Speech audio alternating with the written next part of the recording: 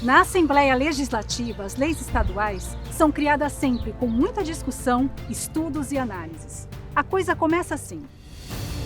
Para se criar uma lei, antes de tudo, é preciso apresentar um projeto de lei. Isso pode ser feito pelos deputados e deputada, comissões da própria Assembleia, pelo governador, outros poderes e, claro, por você, por meio de iniciativa popular ou contato direto com o parlamentar. Esse projeto é discutido por comissões especializadas, depois votado em plenário, analisado pelo Poder Executivo, para então tornar-se lei. E são as leis que garantem direitos, proteção, ordem e benefícios em nossa sociedade. Aqui a democracia acontece. Acesse os canais de comunicação para conhecer e participar de todo o trabalho da LMP. Assembleia Legislativa do Estado de Mato Grosso. Perto de você, para a mudança acontecer.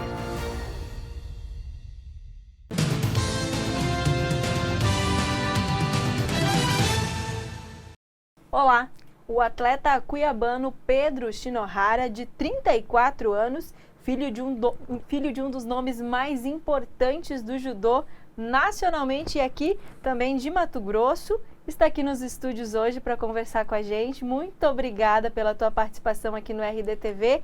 Pedro, foram 10 anos praticamente aí longe dos tatames e agora você volta com a intenção aí de seguir esse lindo legado esportivo da tua família. Obrigado pela tua participação. Muito obrigado pela oportunidade, muito obrigado pelo espaço. Pois é, foram 10 anos fora de competição, na época por questões de dores, questões de saúde. Uma hérnia de disco me impedia de treinar, de conseguir treinar forte. Então, sem treinar forte não tem como competir. Até que em 2018 eu fiz a cirurgia, se tornou um caso clínico, um caso de obrigatoriedade de cirurgia. Na real, minha coluna parecia de um paraplégico e aí se tornou cirúrgico. Aí eu voltei, passei um ano de reabilitação e em 2019 retornei às competições. Essas medalhas que você trouxe aí para mostrar para o público é a volta aí das competições dos tatames com jiu-jitsu, né? Isso. Eu sou faixa preta de judô, esse ano eu completo 18 anos de faixa preta de judô, mas ultimamente eu tenho competido, de 2020 para cá, desde que eu voltei a competir, eu tenho competido no jiu-jitsu agora. Essa foi a primeira medalha que eu conquistei no meu retorno. Foi uma competição que é de uma federação muito importante, da Federação de Abu Dhabi, e foi realizada aqui em Cuiabá. Essa aqui foi em dezembro de 2020. Olha só. Aí eu tenho essas outras medalhas que foi em 2021, que foram 2 competições realizadas lá no Rio de Janeiro. E tem essa que é a mais recente, que eu gosto bastante dela, que ela foi conquistada em Houston, lá nos Estados Unidos. No final são 3 de ouro e 1 de prata. E Pedro, como é que foi essa sua vivência nos Estados Unidos? Você foi para auxiliar, dando aulas? Explica pra gente aí o tempo que você passou lá, o que você aprendeu. Hoje os Estados Unidos ele é uma potência, a gente pode chamar assim, com relação ao jiu-jitsu? Eu considero que os Estados Unidos, os principais atletas dos Estados Unidos que estão lá são os brasileiros. Mas por que eles estão lá ao invés de estarem aqui? O que eu percebi dos Estados Unidos é a seriedade e a profissionalização que eles têm com a luta. Então, eu acho que o norte-americano ele tem uma visão inversa do brasileiro. E não é uma crítica, uma constatação. O norte-americano ele dá muito valor para trabalhos humanos, para trabalhos, para o serviço, para prestação de serviço e relativamente pouco para bens materiais, igual normalmente todo mundo sabe que vai para os Estados Unidos para comprar algumas coisas. E então assim, lá eles pagam muito bem o profissional, a prestação de serviço, no caso o professor. Então lá você tem uma estrutura física muito boa, tem um incentivo muito grande, financeiramente é bom, lá dá para se viver muito bem com a luta, o que ainda no Brasil isso é incipiente ainda. Você vê que isso no Brasil ainda é algo que uma pessoa, para ter uma qualidade realmente boa de vida, apenas se dedicando ao esporte, ainda é difícil. Você ficou aí 10 anos, né, fora. Você comentou comigo que o primeiro momento, depois desse período longe, aí foi bastante mágico. E como é que foi, então, isso lá em 2018, quando você voltou e tudo mais? E como é que foi competir depois de muito tempo longe de tudo nos Estados Unidos, ainda trazendo uma medalha para o Brasil, trazendo uma medalha para o Mato Grosso? O que isso representa para você? Às vezes até me emociono de falar, mas isso é minha vida.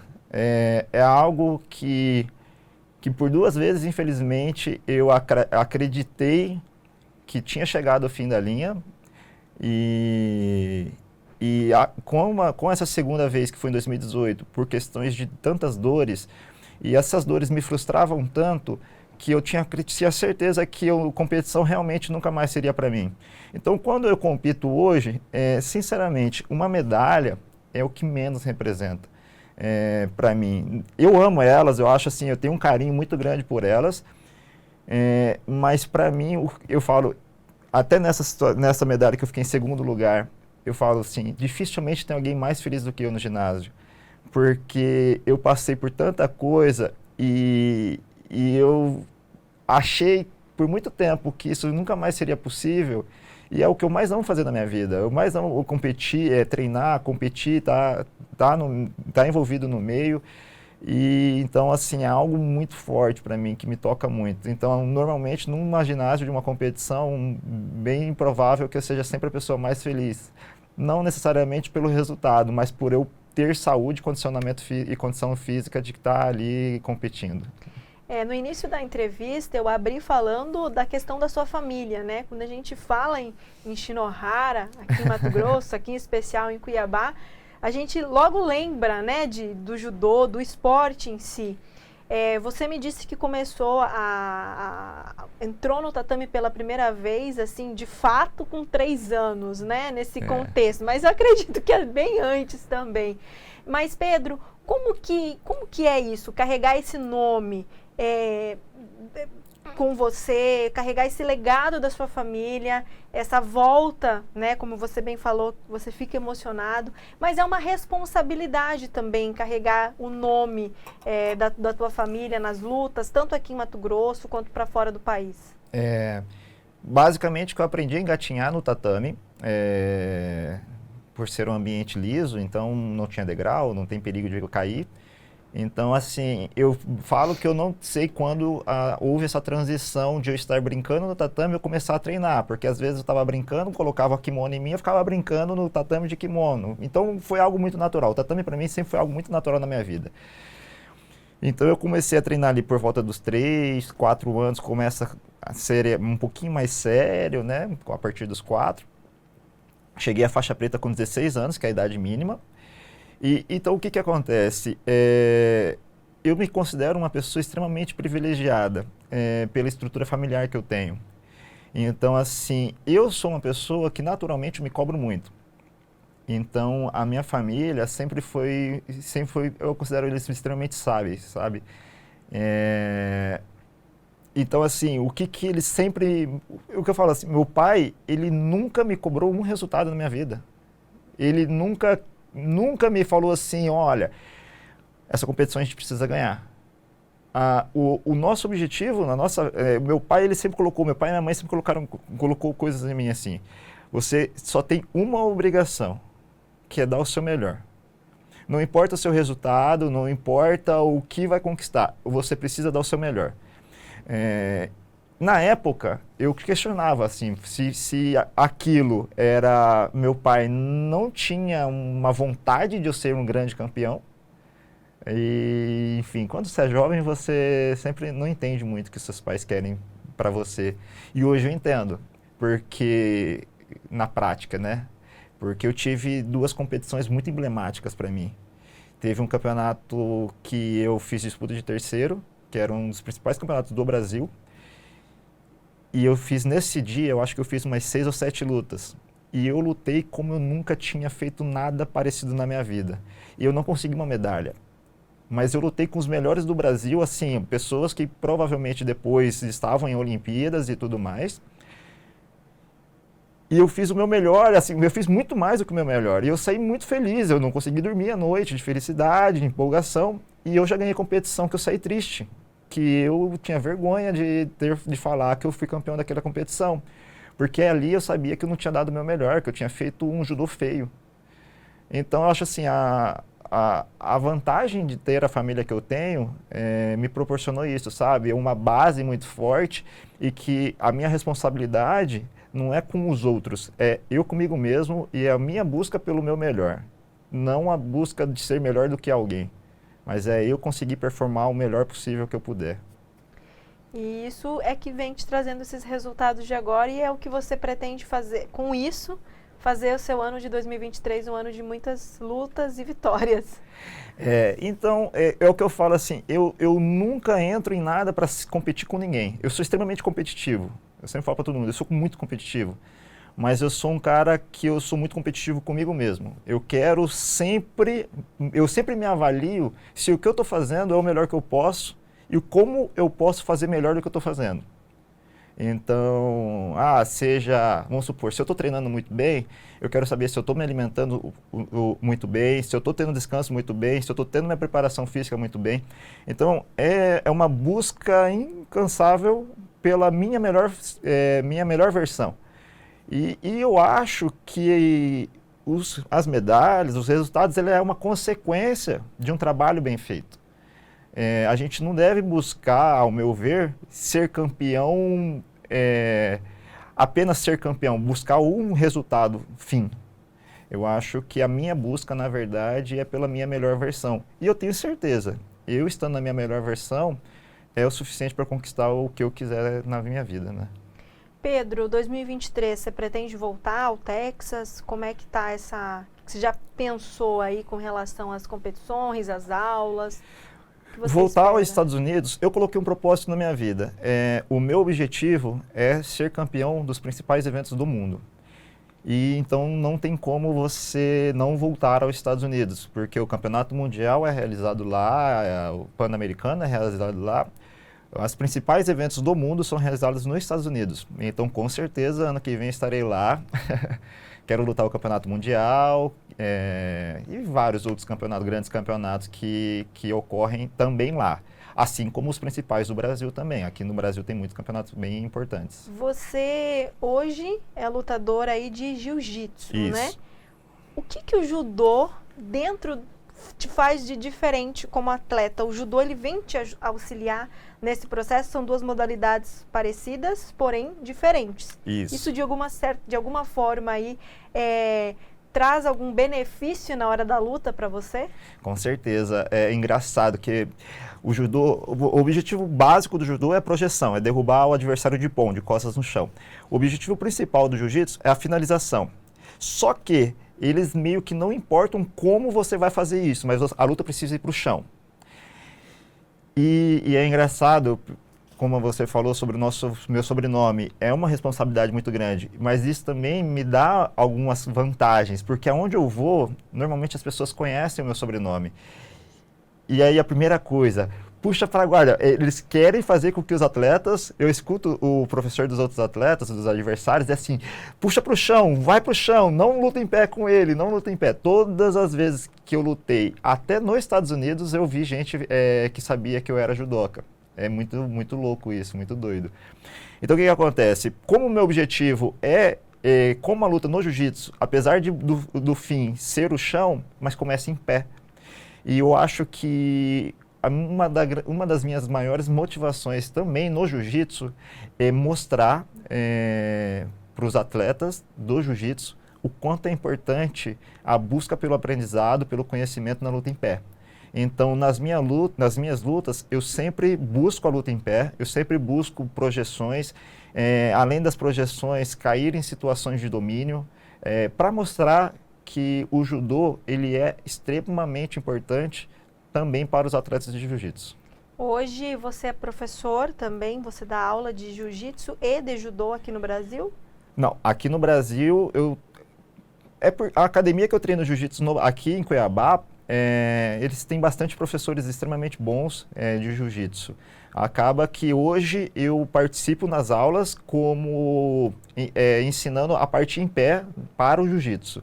Então eu adaptei o judô que eu fazia, por mais que seja semelhante e objetivos parecidos, mas você precisa adaptar muito a forma de fazer os golpes para as duas modalidades. Então, de 2020 para cá, que eu tenho dedicado bastante ao jiu-jitsu, eu adaptei meu judô, o que eu fazia no judô, para o jiu-jitsu.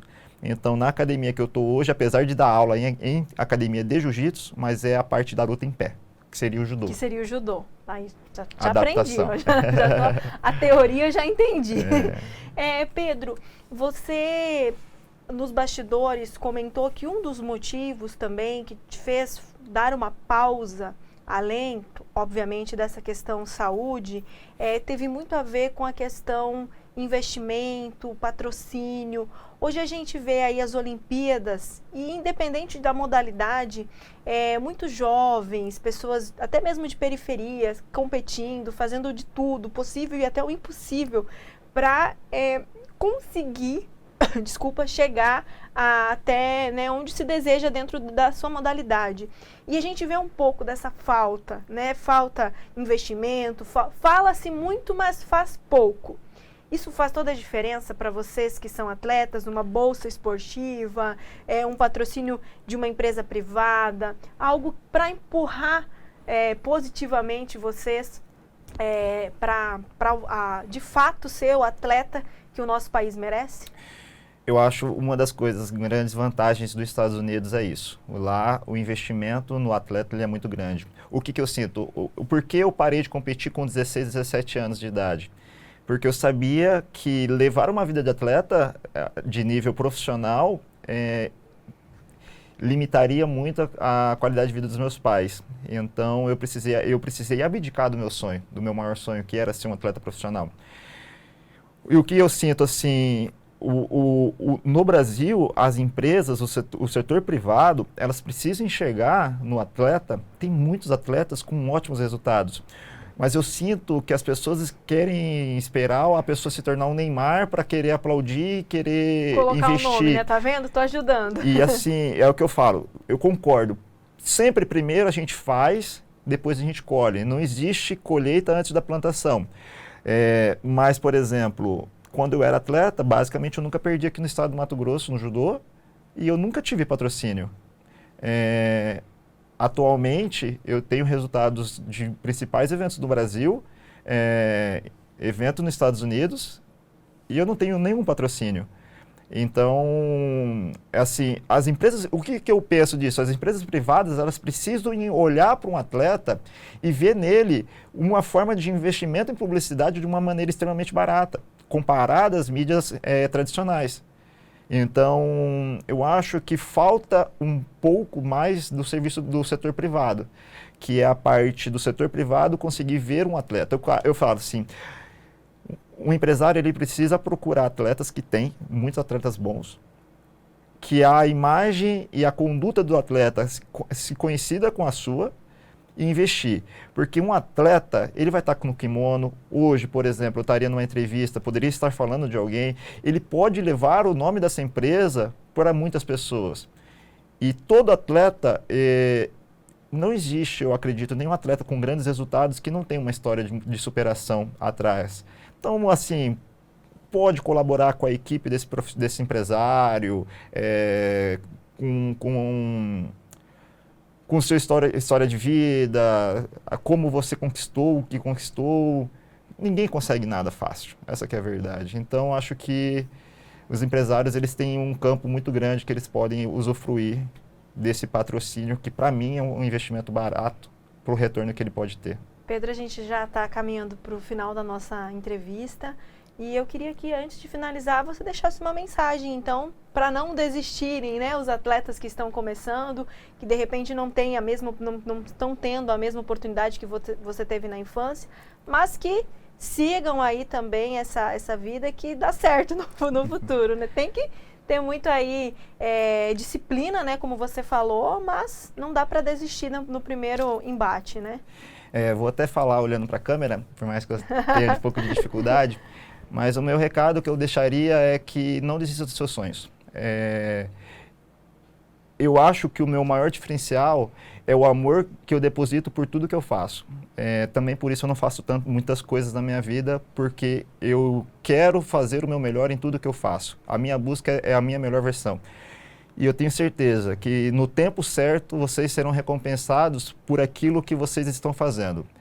E mais uma vez, setor privado, empresários mato-grossenses, invista aqui no nosso estado. A gente tem grandes atletas com ótimos resultados e eu tenho certeza que a imagem social que a sua empresa terá, a imagem na comunidade que a sua empresa terá de ser um apoiador dos atletas vai ser muito maior e vai surpreender pelos resultados que você vai alcançar com isso. Pedro, muito obrigada aí, parabéns pela tua história, que 2023 seja um ano de muitas medalhas, né, como você trouxe aqui pra gente.